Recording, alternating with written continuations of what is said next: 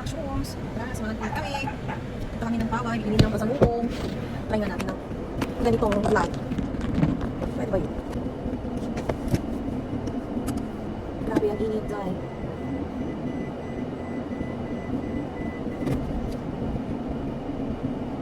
Meeting has not.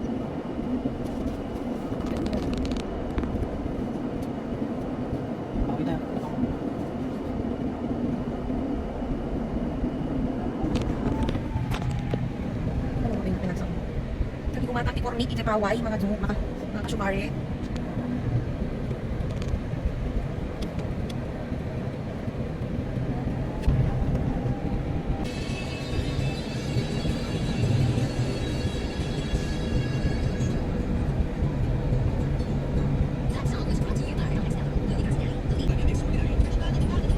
Itapaway, dami niya pag-aamitan ni Cornick. Nag-fresh na may biyahe ano na. At at least, kadang Cornick, iti-tandaan yung sa may pizza, yung makakalimutan, no? Fresh. Ang Ilocano ako ito, kasi mahilig natin ang Tagalog mo sumari. Munulak na ang Tagalog. Pasensya. Hindi siya patulan niyo sa akin. Dahil may taliks ng tips. Kinapulot na.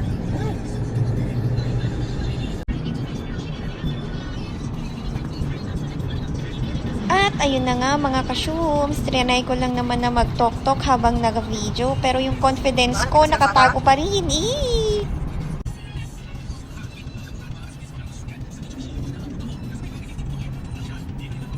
Anyways, gusto ko lang naman kayong isama sa paway kung saan kami bumibili ng mga pasalubong, ipapasalubong ng mga cornic. Sa mga hindi pa po nakakaalam, ang cornic din po ang isa sa mga special delicacies or native delicacies ng mga Ilocano, aside from longganisa at empanada. Gaya nga ng sinabi ko kanina, may mga paninda rin naman dun sa market, kaya lang mas maganda kung fresh na bibilhin mo kung ibabiyahe mo rin na lang naman pa abroad.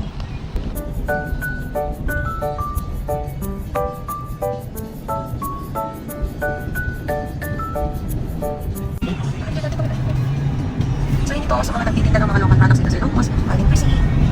Pero pupunta natin yung dati namin pinagtitindan.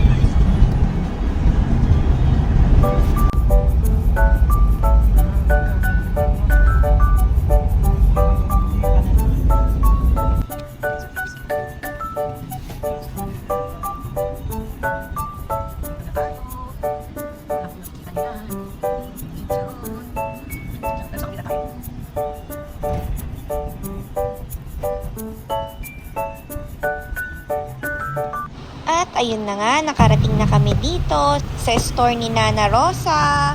Bungad pa lang mga ka-shooms, maaamuin mo na yung nilulutong cornic. Nakabili na tayo. Wait. Nakabili na tayo. Nana Rosa ang brand nito.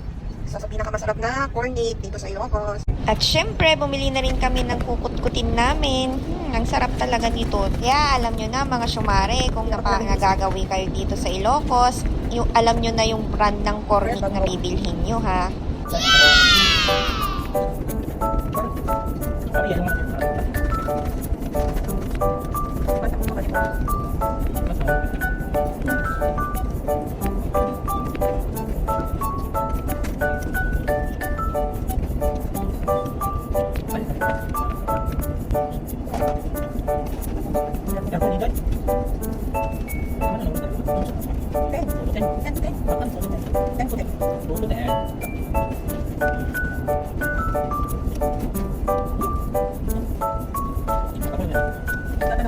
At dyan na nga nagtatapos ulit ang video natin mga syumare. Sana naman pa-support naman. Pa-click naman yung subscribe button and like and share na rin. Thanks for watching. Babush!